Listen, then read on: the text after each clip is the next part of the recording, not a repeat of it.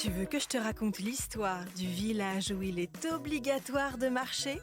Ok, mais par contre, moi, je ne raconte mes histoires qu'aux enfants qui se lavent les dents. Donc attrape ta brosse à dents, ton dentifrice, et tu frottes jusqu'à ce que l'histoire soit terminée.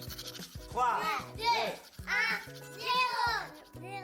Est-ce que tu as déjà visité un endroit très touristique ? Par exemple, le Mont-Saint-Michel, le musée du Louvre ou la Tour Eiffel, le château de Versailles. Et est-ce que tu as remarqué le point commun de tous ces endroits ? C'est bourré de touristes.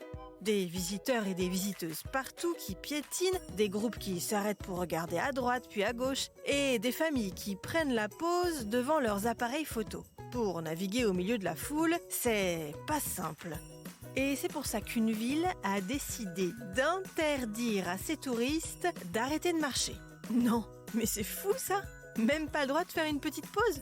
Non, et je vais te raconter la suite de cette histoire qui marche dans un instant. Mais d'abord, j'ai une devinette pour toi. Est-ce que tu sais comment s'appelle l'espace qui sépare deux dents? Ah, pas facile comme question. Ça s'appelle le diastème.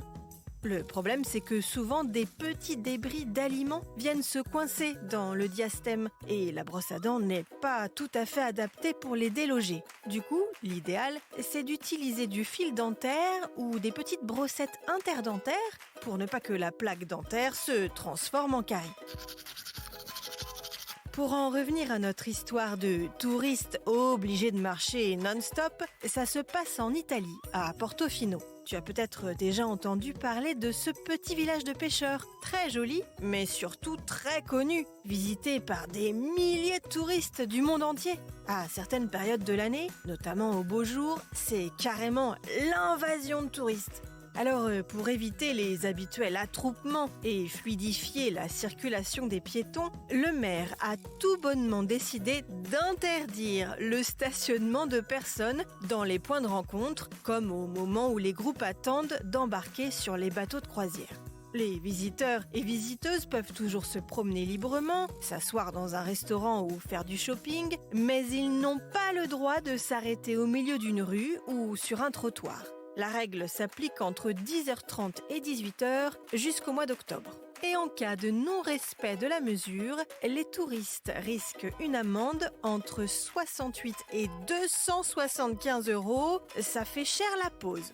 Bon, montre-moi un peu tes dents. Fais A, fais I. C'est pas mal ça, bien blanche comme il faut. Tant pis pour vous les caries. Allez, maintenant, au lit.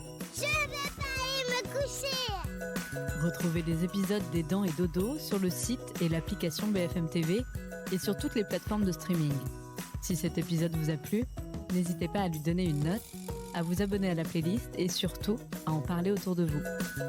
C'est un podcast BFM TV.